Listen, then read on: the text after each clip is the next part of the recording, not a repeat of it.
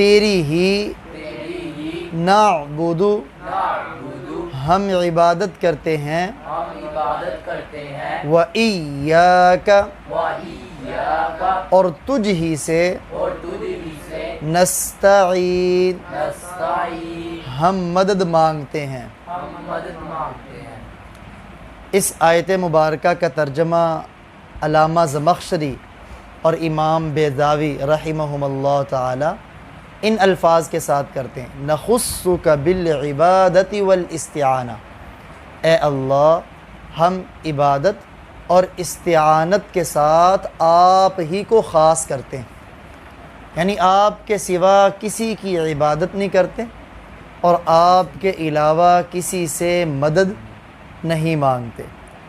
اس آیت کریمہ میں دیکھیں ایاک عربی گرامر میں یہ مفعول کی ضمیر ہے، ضمیر منفصل ہے، اور مفعول عربی گرامر میں طریقہ یہ ہوتا ہے پہلے فعل آتا ہے جسے ہم انگلش میں ورب کہتے ہیں، پھر فاعل آتا ہے جسے سبجیکٹ کہتے ہیں، اور پھر مفعول آتا ہے جسے آبجیکٹ کہتے ہیں۔ لیکن جب مفعول یعنی آبجیکٹ کو ہم ورب سے پہلے ذکر کریں گے، جیسے یہاں ایاک یہ آبجیکٹ ہے، مفعول ہے، نعبد یہ فعل اور فاعل ہے، اس سے پہلے مفعول کو ذکر کیا تو علم المعانی والے یہاں ایک ضابطہ بیان کرتے ہیں کہ تقدیم ما حقہ التأخیر یفید الحصر والاختصاص، جس چیز کا حق مقدم کرنے کا ہو یا جس چیز کا حق بعد میں آنے کا ہو، اگر اس کو ہم پہلے لے کے آئیں گے تو یہ حصر اور اختصاص کا فائدہ دیتا ہے۔ کیا معنی؟ مطلب اس کا یہ کہ ایک چیز کو دوسری چیز میں بند کرنا، جیسے یہاں عبادت کو اللہ تعالیٰ کی ذات میں بند کیا ہے کہ اللہ کے غیر کی عبادت کرنا جائز، مدد طلب کرنے کو، مدد مانگنے کو اللہ کی ذات میں بند کیا ہے کہ اللہ کے غیر سے مدد مانگنا جائز نہیں۔ دوسری بات، یہاں ایک عالم گزرے ہیں امام محمد بن ابی بکر بن عبد القادر رازی رحمہ اللہ تعالی، وہ اپنی کتاب میں ایک اعتراض اٹھاتے ہیں، سوال اٹھاتے ہیں اور خود ہی اس کا جواب دیتے ہیں۔ سوال کیا اٹھاتے ہیں کہ یہاں دیکھیں عبادت کا ذکر پہلے ہے ایاک نعبد، اور استعانت کا ذکر بعد میں ہے وَإِيَّاكَ نَسْتَعِينُ، حالانکہ ہوتا کیا ہے، پہلے مدد مانگی جاتی ہے، توفیق مانگی جاتی ہے، پھر عبادت کی جاتی ہے۔ ایسے ہی ہوتا ہے نا کہ پہلے اللہ کی مدد ہوتی ہے، بندہ پھر عبادت کرتا ہے۔ وَمَا تَوْفِيقِي إِلَّا بِاللَّهِ، یعنی توفیق عبادت کرنے کی بھی کس کی طرف سے ملتی؟ اللہ کی طرف سے ملتی۔ تو پہلے توفیق ہوگی پھر ہی عبادت کرے گا نا، حالانکہ یہاں پہلے عبادت کا ذکر ہے پھر مدد کا ذکر ہے۔ تو وہاں وہ جواب کے طور پہ فرماتے ہیں کہ اصل میں خالص عبادت بغیر صحیح عقیدے کے نہیں ہو سکتی، یعنی یہ جو عبادت ہے نا، عبادت جب تک انسان کا عقیدہ صحیح نہیں اس وقت تک اس کی عبادت بھی قابل قبول۔ اگر عقیدہ صحیح ہوگا تو پھر عبادت بھی صحیح ہوگی۔ اس لیے کفار کے اعمال کے بارے میں قرآن پاک میں ذکر ہے کہ کل قیامت والے دن ان کے اعمال کا ڈھیر ہوگا۔ آج بھی کئی کافر رفاع عامہ کے بڑے کام کرتے ہیں، کوئی ہاسپٹل بنا دیتا ہے، کوئی اور انسانیت کی خدمت کے لیے کام کر دیتا ہے، لیکن اس کا فائدہ ان کو کل قیامت والے دن نہیں ہوگا۔ کیوں؟ اس لیے کہ ان کے پاس ایمان نہیں، راکھ کی طرح ان کے اعمال اڑ جائیں گے، کیونکہ ان کے اندر عقیدہ صحیح نہیں ہوگا، اس لیے عمل کا کوئی وزن نہیں ہوگا، عمل کا کوئی وزن۔ اس لیے فرماتے ہیں عبادت کو یہاں پہلے ذکر کیا ہے اور عقیدے کو بعد میں ذکر کیا ہے، یہ بتلانے کے لیے کہ جب تک عقیدہ صحیح نہیں ہوگا تب تک عبادت بھی صحیح نہیں ہوگی۔ اور یاد رکھیں کہ یہاں یہ عبادت جو ہے، عبادت کہتے کسے ہیں؟ عبادت ہے کیا؟ بندے اگر دنیا آخرت کی ہم صحیح معنوں میں سعادت چاہتے ہیں نا، نیک بختی چاہتے ہیں، دنیا آخرت کی کامیابی چاہتے ہیں، وہ بغیر عبادت کے ممکن نہیں۔ دنیا کی سعادت اور خوشی بندہ سمجھتا ہے زیادہ مال جمع کر لوں گا تو دنیا میں خوش ہو جاؤں گا، مکان اچھے بنا لوں گا خوش ہو جاؤں گا، گاڑی اچھی لے لوں گا خوش ہو جاؤں گا، لیکن یہ عارضی انسان کی خوشی ہے۔ اگر حقیقی خوشی چاہتے ہیں، حقیقی سعادت چاہتے ہیں، حقیقی خوش قسمتی چاہتے ہیں تو وہ بغیر عبادت کے ممکن نہیں۔ چنانچہ نبی اکرم صلی اللہ علیہ وآلہ وسلم کسی سفر میں تھے، سیدنا معاذ بن جبل، سب کے رضی اللہ تعالیٰ، آپ نے فرمایا میری امت کے علماء کا جھنڈا میدان محشر میں معاذ بن جبل رضی اللہ تعالیٰ عنہ کے ہاتھ میں ہوگا، اور اس امت میں حلال حرام کا سب سے زیادہ علم، اگر کوئی سوال کرے کہ انبیاء کے بعد حلال حرام کا سب سے زیادہ علم کس کے پاس ہے تو وہ معاذ بن جبل رضی اللہ تعالیٰ عنہ کے پاس۔ پیارے آقا صلی اللہ علیہ وسلم سواری پہ بیٹھے ہوئے ہیں، معاذ بن جبل رضی اللہ تعالیٰ عنہ آپ کے پیچھے بیٹھے ہوئے ہیں۔ راستے میں آپ نے معاذ سے پوچھا، اے معاذ بتاؤ ما حق اللہ علی عبادی، اللہ تعالیٰ کا اپنے بندوں پر کیا حق ہے؟ سیدنا معاذ عرض کرنے لگے اللہ و رسولہ اعلم، یا رسول اللہ اور اس کے رسول ہی بہتر جانتے ہیں۔ تو آپ نے فرمایا اللہ کا اپنے بندوں پر حق یہ ہے ان یعبدوہ، کہ بندے اللہ کی عبادت کریں، ولا یشرکوا بہ شیئا، اور اللہ کے ساتھ کسی کو شریک، یہ اللہ کا اپنے بندوں پر حق ہے۔ اب تھوڑا سا آگے چلے، پھر آپ نے پوچھا اے معاذ، انہوں نے کہا اللہ کے رسول میں حاضر، میری آپ پہ جان قربان، اب مجھے یہ بتاؤ بندوں کا اللہ پر کیا حق ہے؟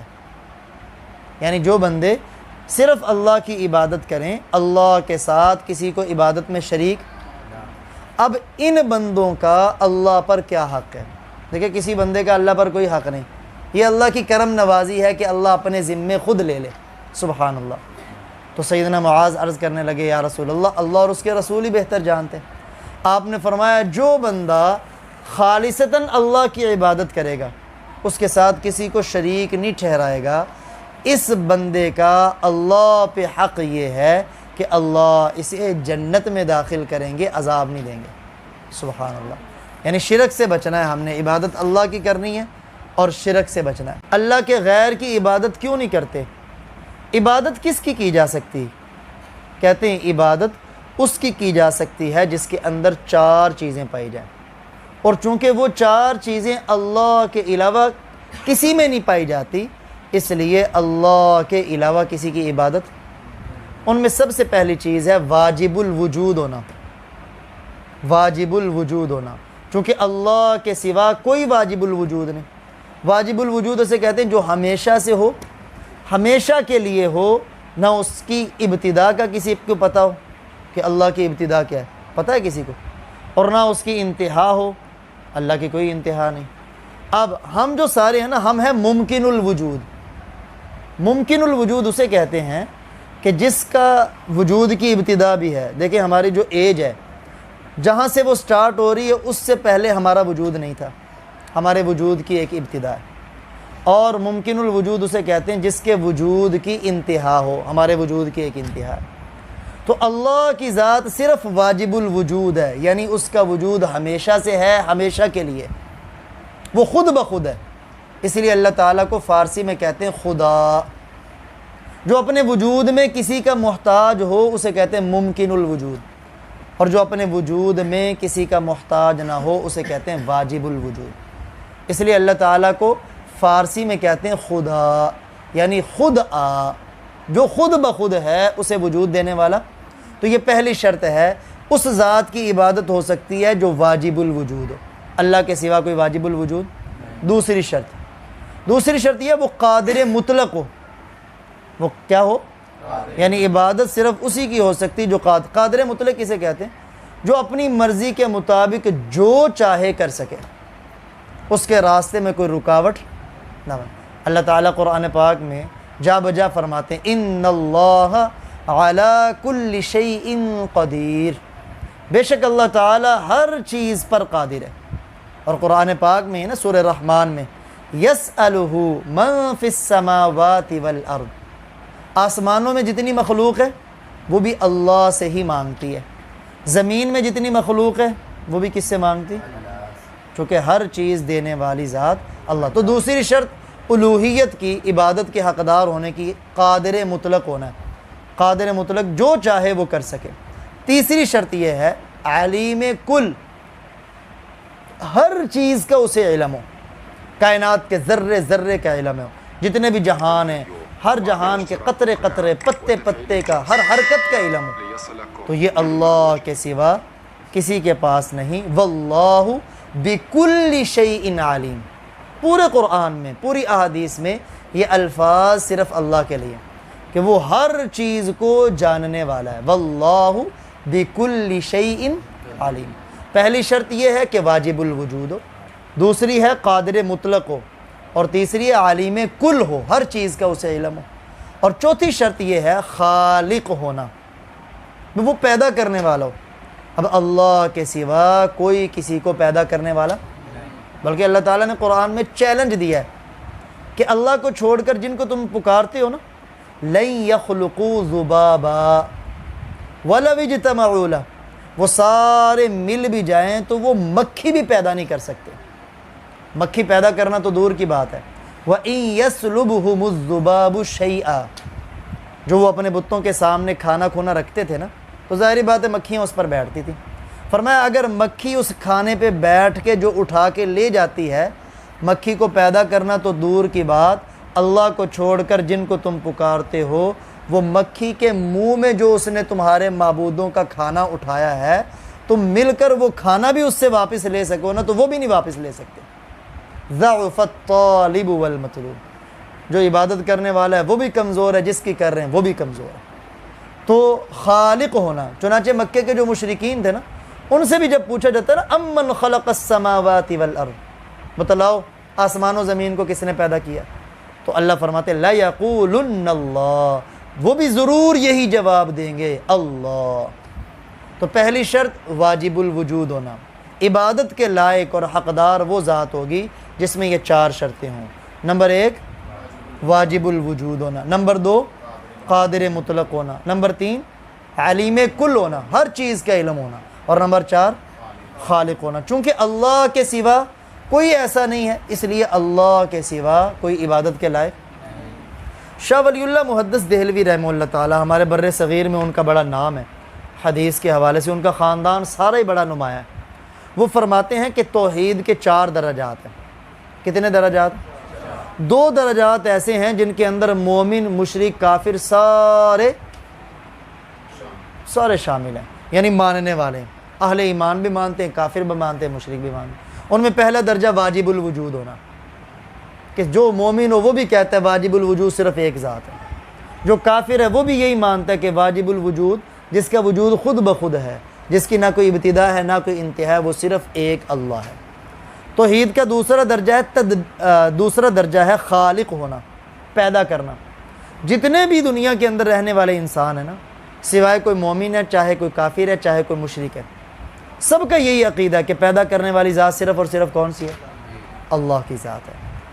ہاں، یہ توحید کے 2 درجے ہیں جن میں مومن اور مشرک سارے کے سارے برابر ہیں، مانتے ہیں سارے۔ توحید کے 2 درجات ایسے جس میں جا کے اختلاف پڑا۔ پہلا تدبیر، یعنی نظام چلانا کائنات کا۔ اب اس میں نہیں، تدبیر کہتے ہیں مدبر، جیسے آپ اسکول کا نظام چلاتے ہیں نا، تو آپ مدبر ہیں اسکول کے نظام میں۔ مدبر یعنی انتظام چلانے والا، کائنات کا نظام چلانے والی ذات، بنانے والی ذات۔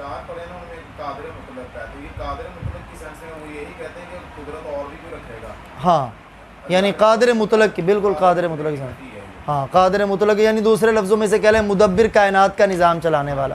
تو اس میں مومن اس بات کی طرف ہے کہ کائنات کا نظام چلانے والی، بنانے والی ذات بھی صرف اللہ ہے، اور چلانے والی ذات بھی۔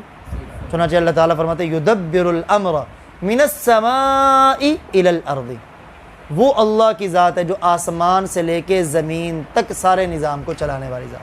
اس میں لوگوں نے پھر اختلاف کیا، کچھ کہتے ہیں جی ہواؤں کا نظام کسی کے پاس ہے، بارشوں کا نظام کسی کے پاس ہے، اولاد دینے کا نظام کسی کے پاس۔ اس میں آ کے لوگوں نے اختلاف ڈالا۔ اور چوتھا درجہ توحید کا تھا عبادت۔ کیا ہے؟ عبادت. اس عبادت میں بھی آ کے لوگوں نے اختلاف کیا. ہم تو یہ کہتے ہیں نا التحیات، زبان کی عبادتیں للہ، صرف اللہ کے لیے. والصلوات، بدن کی عبادتیں کس کے لیے؟ اللہ کے لیے. والطیبات، مالی عبادتیں کس کے لیے؟ اللہ کے لیے. ہمارا تو یہ ایمان والوں کا دعویٰ ہے. اب کچھ لوگ نظر نیاز یعنی مالی عبادت اللہ کو چھوڑ کر غیر کے نام کی دینے لگے. کچھ لوگ سجدہ اللہ کو چھوڑ کر غیر کو کرنے لگے. کچھ لوگ نفع نقصان کا مالک اللہ کو چھوڑ کر غیر کو کرنے لگے. تو شاہ ولی اللہ محدث دہلوی رحمہ اللہ فرماتے ہیں واجب الوجود ہونے میں، خالق ہونے میں سب برابر ہے، صرف تدبیر اور عبادت میں لوگوں نے دنیا کے اندر اختلاف کیا. اچھا یہ عبادت ہے کیا؟ ہم جو بار بار کہنا نا کہ اللہ کے سوا کسی کی عبادت کرنا جائز نہیں، عبادت کہتے کسے؟ یہ بھی تو سمجھنا ضروری ہے نا. تفسیر ابن کثیر میں علامہ ابن کثیر رحمہ اللہ فرماتے ہیں العبادہ ای الذلہ، عاجزی اور انکساری کا نام عبادت ہے. اور شرع کے اندر اس کی جو تفصیلی تعریف ہے وہ علامہ ابن کثیر رحمہ اللہ فرماتے ہیں یجمع کمال المحبہ والخضوع والخوف، کامل درجے کی محبت اور اس انتہائی درجے کی محبت کے ساتھ کسی کے سامنے انتہائی درجے کی عاجزی اور انتہائی درجے کا کسی کا دل میں خوف ہونا، یہ ہے عبادت.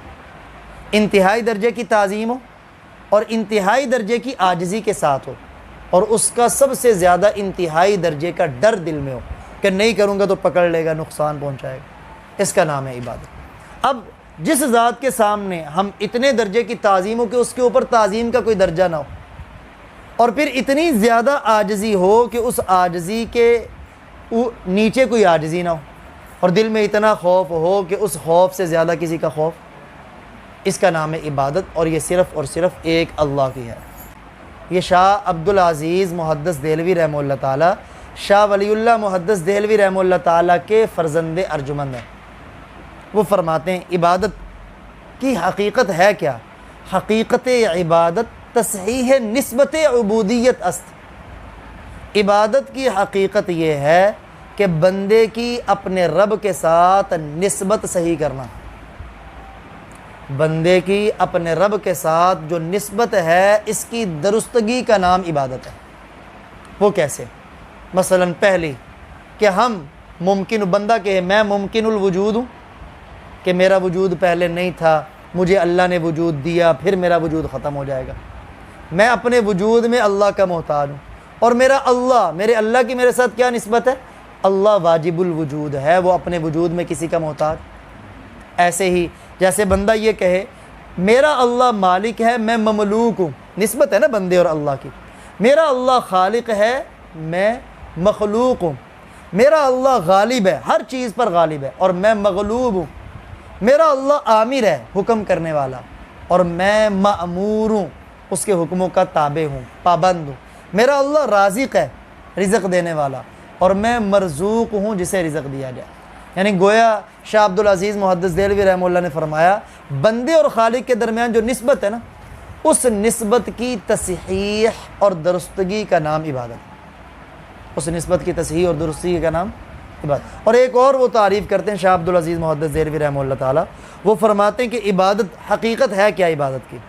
بندہ اپنے ظاہر کو اور اپنے باطن کو، بندہ اپنے ظاہر کو اور اپنے باطن کو اللہ کی مرضی میں لگا دے، بس اس کا نام عبادت. بندہ اپنے ظاہر کو اور اپنے باطن کو اللہ کی مرضی میں لگا دے، اس کا نام عبادت. مثلا ہاتھ وہ کریں جو اللہ کی مرضی، کان وہ سنیں جو اللہ کی مرضی، آنکھ وہ دیکھے جو اللہ کی مرضی، پاؤں اس راستے پہ چل کے جائیں جو اللہ کی مرضی. یہ تو ظاہری اعضاء انسان. اور باطنی اعضاء عقل کو استعمال کرے قرآن پاک میں غور و فکر کرنے کے لیے، اللہ کی مرضی، یہ اللہ تعالیٰ کی تخلیق اور مخلوقات میں غور و فکر کرنے کے لیے. دل، اپنے دل کو اللہ کی محبت سے آباد کرے، یعنی اپنے باطن کو بھی اللہ کی مرضی پر لگانا ہے اور اپنے ظاہر کو بھی اللہ کی مرضی پر لگانا ہے. اچھا، تو یہ شاہ عبدالعزیز محدث دہلوی رحمہ اللہ تعالیٰ نے یہ بھی بیان فرمائی عبادت کی. عبادت میں انسان کی غایت ہوتی کیا ہے؟ ایک یہ بھی حقیقت ہے عبادت کی. عبادت کیوں کرتے ہیں ہم؟ کبھی آپ نے اپنے آپ سے سوال کیا ہو کہ ہم اللہ کی عبادت کیوں کرتے ہیں؟ یہ تو ہمیں پتہ چل گیا انتہائی درجے کی تعظیم کو عبادت کہتے ہیں. انتہائی درجے کی تعظیم ہو اور انتہائی درجے کی عاجزی ہو، اس کا نام عبادت. یہ آپ کو پتہ چل گیا اپنے خالق کے ساتھ اپنی نسبت درست کرنے کا نام عبادت. یہ آپ کو پتہ چل گیا کہ اپنے ظاہر اور باطن کو اللہ کی مرضی میں لگانے کا نام عبادت. 3 میں نے آپ کے لیکن عبادت ہم کرتے کیوں ہیں؟ عبادت کرتے کیوں؟ عبادت کے اندر یہ چیز بھی ہے. عبادت جس کے سامنے ہم کر رہے ہیں نا، تو وہاں ہماری غرض ہوتی ہے ثواب کی، نہ کریں تو ڈر ہوتا ہے عذاب کا. کرتے ہیں، کر تو اللہ کو راضی کرنے کے لیے رہیں، لیکن اس کے پیش نظر مطلوب ہوتا ہے اللہ ہمیں ثواب دیں گے. نہیں کریں گے تو ڈر ہوتا ہے اللہ تعالیٰ ہمیں سزا دیں گے. اب یہ چیز اگر بندہ کسی اور کے ساتھ کرے، لیکن کوئی قبر والے کے ساتھ جا کے وہاں دیگ پکائے، کیوں پکا رہا ہے؟ جی اس لیے پکا رہا ہوں، یہ خوش ہو جائے گا میرا کام بن جائے گا. نہ پکاؤں گا یہ ناراض ہو جائے گا میرا نقصان ہو جائے گا. ثواب نام نفع کا ہے نا، اور سزا نام ہے نقصان کا. کہ جس کی عبادت کر رہے ہیں اگر نہیں کریں گے تو نقصان ہوگا، کریں گے تو فائدہ ہوگا. اس نیت کے ساتھ کسی آدمی کے ساتھ بھی کوئی کام کرنا، یہ ہے غیر اللہ کی عبادت. مثلا کوئی آدمی اپنے بھینسوں کا دودھ نکالتا ہے، وہ کہتا ہے جی میں اس لیے کسی کی قبر پہ جا کے اسے تقسیم کر رہا ہوں، اگر میں نہیں کروں گا تو میری بھینسوں کا دودھ کم ہو جائے گا، کروں گا تو زیادہ ہو جائے گا. تو یہ عبادت ہے، یہ اللہ کے غیر کی نہیں کی جا سکتی. یہ اللہ کے غیر کی نہیں کی جا سکتی. تو اس لیے عبادت کے اندر یہ جو چیزیں ہیں، ان چیزوں کو مد نظر رکھنا انتہائی ضروری. دوسری چیز ہے اس کے اندر وَإِيَّاكَ نَسْتَعِينُ، اے اللہ ہم تجھ ہی سے مدد مانگتے ہیں، اور تجھ ہی سے ہم مدد مانگتے ہیں. کیا مطلب؟ مدد تجھ ہی سے مانگتے ہیں، تیرے غیر سے مدد نہیں. اس کو بھی اچھی طرح سمجھیے کہ مدد مانگنے کا مطلب کیا ہے. دیکھیں، ایک ہے دنیا ہے دار الاسباب، ایک ہے اسباب کے دائرہ میں آپ کسی سے مدد مانگیں. آپ کو پیسوں کی ضرورت ہے، آپ اپنے کسی رشتہ دار سے کہ مجھے اتنے پیسے دے دیں، ظاہر کہ یہ اسباب ہے اس کے پاس ہوں گے، وہ آپ کو دے دے گا. آپ بیمار ہوئے تو حکم ہے حدیث مبارکہ میں بھی. اب دیکھیں ما تحت الاسباب کیا ہے؟ اسباب کے دائرہ میں مدد مانگنا، اور ما فوق الاسباب مدد مانگنا، دو چیزیں ہیں. ایک ہے اسباب کے تحت مدد مانگنا، وہ جائز ہے، قرآن پاک نے اس کا حکم دیا ہے. حمزہ، قرآن پاک نے اس کا حکم دیا. وہ کیا؟ تعاونوا علی البر والتقوی. اللہ کا قرآن کہہ رہا ہے نیکی اور تقوی کے معاملات میں ایک دوسرے کے ساتھ مدد کرو. ولا تعاونوا علی الاثم والعدوان، گناہ اور ظلم اور زیادتی میں دوسروں کے ساتھ تعاون اور مدد. تو دیکھیں نیکی کے کام میں دوسروں کے ساتھ مدد کرنے کا حکم ہمیں اللہ کا قرآن کہہ رہا ہے. یہ ہے ما تحت الاسباب. مجھے پیاس لگی نا، میں نے آپ کو کہا گلاس میں پانی ڈال کے دیں، مدد لے رہا ہوں نا آپ سے، لیکن پانی آپ کے پاس موجود ہے، یا وہاں ٹوٹیوں میں موجود ہے، یا کولر میں موجود ہے. ایک ہے کہ پانی کا نام و نشان نہیں ہے.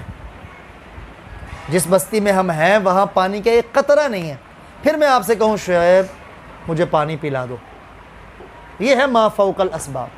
اب وہاں ہم اللہ سے کہہ سکتے ہیں کیونکہ پانی ہے نہیں کسی کے بس میں، پانی کسی کے بس میں. اس کی مثال کے طور پہ اسے آپ سمجھیے، جیسے بیماری میں ہمیں نبی اکرم صلی اللہ علیہ وآلہ وسلم نے علاج کرنے کا حکم دیا کہ اللہ کے بندو جب بیمار ہو جاؤ تو علاج کرو. اب بیماری میں علاج کرنے کی اجازت ہے. بیماری پیدا کرنے والا کون ہے؟ اور اس کی شفا اتارنے والا بھی اللہ. لِكُلِّ دَاءٍ دَوَاءٌ، ہر بیماری کی دوا بھی اللہ نے اتاری ہے. وہ الگ بات ہے بندے اسے ایجاد بعد میں جا کے کریں، پہلے کر لیں. لیکن کتنی بیماریاں جن کے علاج نہیں تھے اب ایجاد ہوتے جا رہے ہیں، لیکن ہر بیماری کا علاج اللہ نے اتارا. لیکن یاد رکھیں، بعض لوگ لکھا ہوتا ہے انہوں نے 100% گارنٹی کے ساتھ علاج. بہت جھوٹی بات ہے یہ، کیونکہ بندے کا کام ہے اسباب اختیار کرنا. 100% گارنٹی کے ساتھ علاج اسی کے پاس ہے. یہ غلط بات ہے کہ 100% یقینی علاج. نہیں، ایسا کہنا جھوٹ ہے، بالکل جھوٹ ہے، کیونکہ 100% علاج کسی کے پاس نہیں ہے. بندہ اگر دوائی دے گا تو اس پر شفا کون دے گا؟ اللہ چاہے اس دوائی میں شفا ڈال دے۔